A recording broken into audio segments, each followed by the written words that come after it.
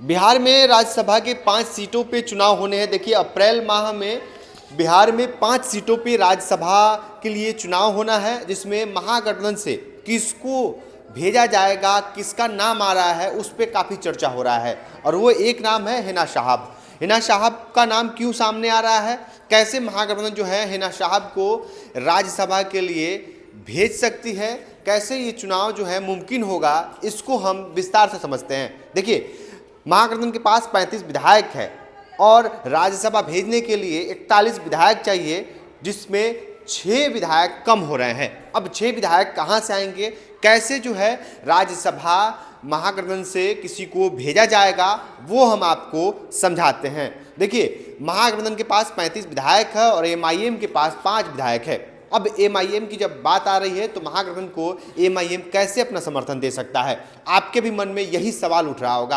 आपने चुनाव में भी देखा था कि महागठबंधन के साथ गठबंधन में आने के लिए एमआईएम ने कितना प्रयास किया, उसके बाद भी जो है एमआईएम को गठबंधन में नहीं लिया गया, जिसका नाराजगी जो है आज भी दिख रहा है। लेकिन महागठबंधन के नेता हो या फिर असदुद्दीन ओवैसी हो, उनका बिहार चुनाव में क्या बयान था, क्या उन्होंने कहा था कि अब मुसलमान जो हैं दरी नहीं बिछाएंगे। तो हो सकता है कि हिना साहब का नाम भी आने का कारण यही हो सकता है कि महागठबंधन से ऐसी बात चल रही हो, ऐसी रणनीति बन रही हो कि किसी को मैंडेटी से जो है राज्यसभा भेज दिया जाए। और सबसे बड़ा कोई चेहरा है मैंडेटी का, तो वो है दिवंगत मोहम्मद शहाबुद्दीन की पत्नी हिना साहब का।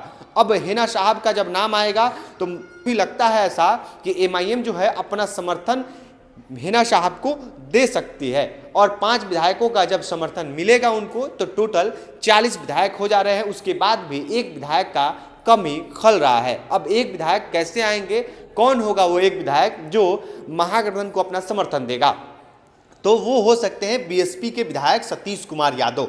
अब देखिए, सतीश कुमार यादव हो या बीएसपी हो, दोनों का जो विचारधारा है वो महागठबंधन से मिलता जुलता है।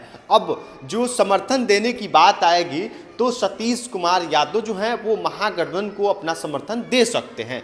अब उनका जब समर्थन मिल जाएगा तो ये आंकड़ा जो है 41 पहुंच जाएगा, 41 विधायकों का संख्या हो जाएगा। हिना साहब का बात आ रहा है कि महागठबंधन से हिना साहब को भेजा जा सकता है, तो समर्थन एमआईएम ने अगर अपना कर दिया तो सतीश कुमार यादव भी अपना समर्थन दे देंगे और ये आंकड़ा 41 पहुंच जाएगा।